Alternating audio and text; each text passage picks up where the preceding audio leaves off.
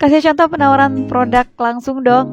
Pak Bengkel Adlisa dan Bang Ayas juga terima kasih ya untuk komentar yang sama di VT saya yang sebelumnya. Nah sebelumnya saya mau memberikan tips dulu nih, beberapa tips sederhana bagaimana cara kita memberikan penawaran kepada calon konsumen kita. Yang pertama adalah percaya diri dulu. Bagaimana kita akan bisa menjelaskan dan mampu meyakinkan calon pembeli kita kalau kita sendiri tidak percaya diri. Bener gak? Itu yang terpenting adalah percaya diri dulu. Dan yang kedua adalah menguasai produknya dulu nih. Jadi kita harus tahu apa yang akan kita sampaikan, manfaatnya, keunggulannya, bahkan kelemahan dari produk itu sendiri. Jangan cuma menyampaikan kelebihan-kelebihannya saja.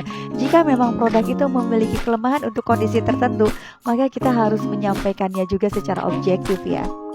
Nah itu yang kedua. Yang ketiga adalah tidak boleh menjelekkan produk orang lain. Walaupun misalnya produk kita lebih unggul daripada produk orang lain, tetap saja etikanya kita tidak boleh merendahkan dan menjelekkan produk orang lain, karena itu juga hanya akan menimbulkan persepsi negatif atau tidak baik kepada kitanya sendiri.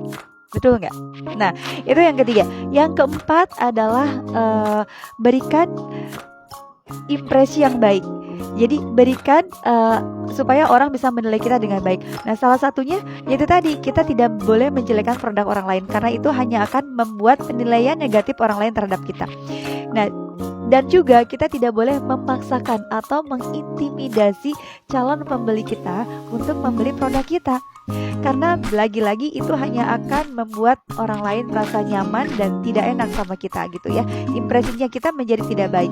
Nah saat kita berbicara menyampaikan produk itu kepada calon konsumen kita misalnya, kita juga harus mampu membaca gestur tubuhnya si calon konsumen. Kalau kira-kira mereka sudah tidak nyaman dengan apa yang kita sampaikan, mending stop ya. Kita lakukan intermezzo atau ice breaking istilahnya gitu ya, supaya kondisi kita cair dulu dan mereka merasa nyaman dulu. Nah itu penting juga ya.